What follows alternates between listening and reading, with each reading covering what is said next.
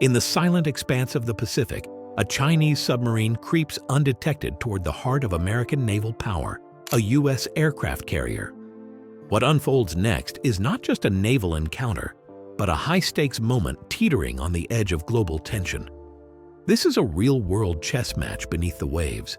It's the stuff of naval legends and wartime thrillers, except it's happening now. Imagine a sleek, lethal Type 093B Chinese nuclear-powered attack submarine, silent, stealthy, and armed with cruise missiles, moving into firing position.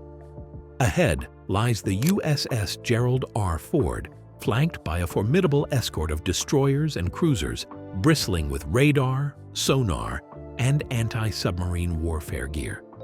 Both forces are aware that one wrong move could spiral into an international incident, or worse, war. But in this theater of shadows and sonar, who sees who first? Who blinks first? And what does the world risk in that heartbeat of hesitation? The People's Liberation Army Navy, or PLAN, has dramatically transformed over the past 2 decades, especially in the domain of undersea warfare.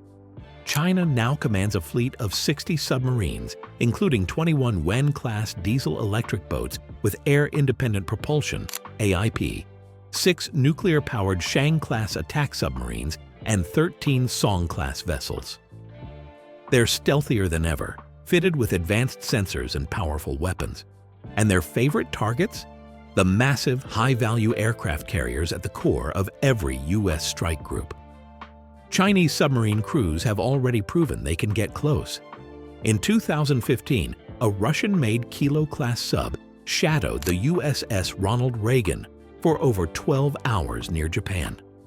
In 2006, a Song-class sub surfaced near the USS Kitty Hawk within torpedo range. These incidents weren't anomalies, they were warnings. The Shang-class subs, especially the advanced Type 093A and 093B, are game-changers. At 107 meters long, with a displacement of 7,000 tons submerged and a max speed of 30 knots, they're designed for stealth and endurance. Developed with help from Russia's Rubin Design Bureau, they're built to be quiet, deadly, and elusive.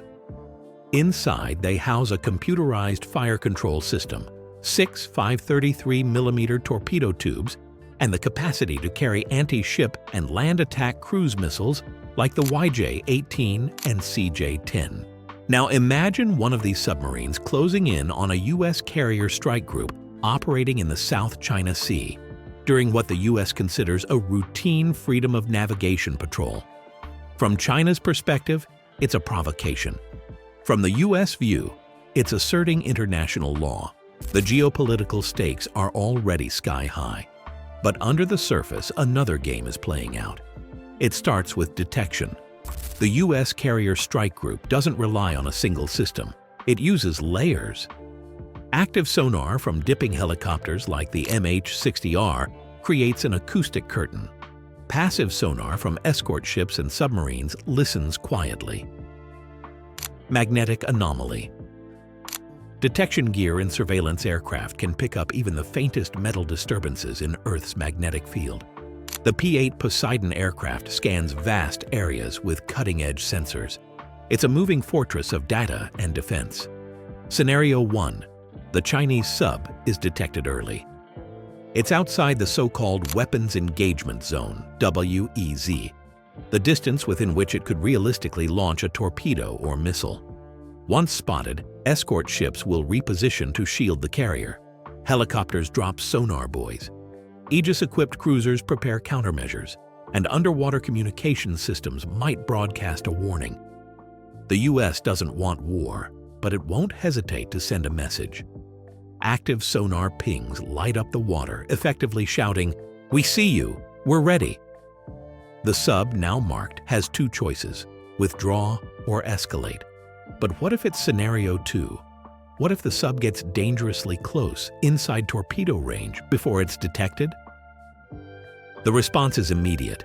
The carrier might perform emergency maneuvers, turning at full speed to reduce its sonar signature and present a smaller target profile.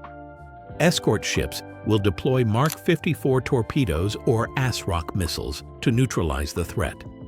Soft kill measures, decoys, noisemakers, and jammers will flood the water. Fighter jets on the carrier may be scrambled. The whole strike group goes into battle posture. At this point, the sub's intent becomes critical. Is it observing quietly, passively collecting sonar signatures? Or is it activating fire control radar, simulating a launch, or even lining up for the real thing? A passive submarine that doesn't break the rules of engagement might be tracked, even harassed, but not attacked. This has happened before. In many cases, Chinese subs trail U.S. vessels just to test responses, map defenses, and build experience. But if the sub takes a more aggressive tone, accelerating, simulating weapons deployment, or firing a sonar pulse, the U.S. response can escalate fast. The rules of engagement permit defensive strikes if a threat is imminent. One mistaken interpretation could trigger a cascade of countermeasures, and undersea, decisions must be made in seconds, often without direct communication. Worse still is the fog of ambiguity. A Chinese sub might simply be off course, or a captain could misinterpret a signal, or an eager crewman might make an unauthorized move. Even without hostile intent, misunderstandings are deadly in a domain where silence is the rule and surprise is a weapon. This is why submarine encounters are so feared. They're inherently uncertain. In 2009, two U.S. Navy vessels, USS Hartford and USS New Orleans, collided due to miscommunication. If such mistakes can happen between allies, what about rivals? Suppose the Chinese sub, having been detected, decides to back off. It's tracked all the way out, with P-8s circling overhead and escorts shadowing its movement. The carrier strike group stands down from battle stations. Later, diplomatic cables fly. China claims harassment. The U.S. cites defense. Tensions rise, but the ocean remains quiet. But suppose instead a torpedo is fired, intentionally or not. That torpedo might be intercepted by U.S. countermeasures. But now, the sub is a valid military target. Within minutes, it could be hit by depth charges, anti-submarine rockets, or even another submarine's torpedoes. If it's destroyed, the death of its crew would demand a response from Beijing. That's how escalation starts. Even without casualties, the political ripple effect would be enormous. China would accuse the U.S. of aggression. The U.S. would accuse China of provocation. Allies like Japan, South Korea, Australia, and the Philippines would be alarmed. Troop deployments might rise, drills would intensify, military budgets would expand. Tensions in the Taiwan Strait could ignite. The world economy would tremble. Back in Washington, strategists would rethink the viability of carriers in contested waters. Carrier killer missiles like the DF-21D and DF-26B already pose a massive threat from land. Now, submarines add an invisible menace from below. The Navy might double down on anti-submarine warfare, more P-8s, better sonar, and faster response protocols. Or they might invest more in unmanned undersea vehicles and long-range drones to reduce reliance on vulnerable carriers. China, on its part, would review the sub's mission. Did it gather valuable intel? Did it expose weaknesses? Or did it trigger a backlash that set their strategic goals back by a decade? And through it all, the ocean remains unforgiving. Even the most advanced submarine is vulnerable. It must balance stealth with caution, aggression with restraint. The plan knows this. That's why their newer submarines, like the Type 093B, are designed not only for anti-ship warfare, but also for long-range land attacks. With vertical launch systems capable of firing land attack cruise missiles, these boats can strike from a distance without risking close contact. But striking first comes with risk. Can a submarine-launched missile really hit a moving carrier over 20 knots away? Can it outsmart layered defenses, jammers, interceptors, and decoys? That's the gamble. So the plan's evolving strategy doesn't rely on one method. It's about blunting carrier effectiveness, using submarines, land-based missiles, electronic warfare, and even cyber tools. Force the U.S. Navy to stay farther from the Chinese mainland. Deny it freedom of movement. Chip away at its confidence. The U.S., in contrast, is adapting. Carriers now integrate F-35C jets with better range and sensors. Unmanned systems scout ahead. New radars and sonar platforms offer greater early warning. And below the waves, Virginia-class submarines quietly form an invisible shield around the strike group, waiting, listening, ready to strike.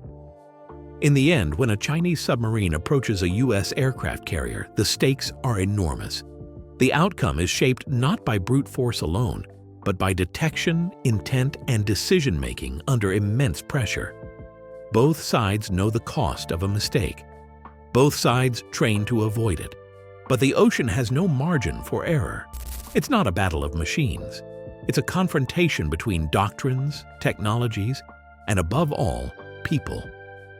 The sonar operator is straining to distinguish a whale from a propeller. The captain is weighing split-second choices. The diplomat prepares statements before shots are even fired. That's what makes this scenario so terrifying and so real. One submarine, one carrier, one wrong move, and the world could change forever.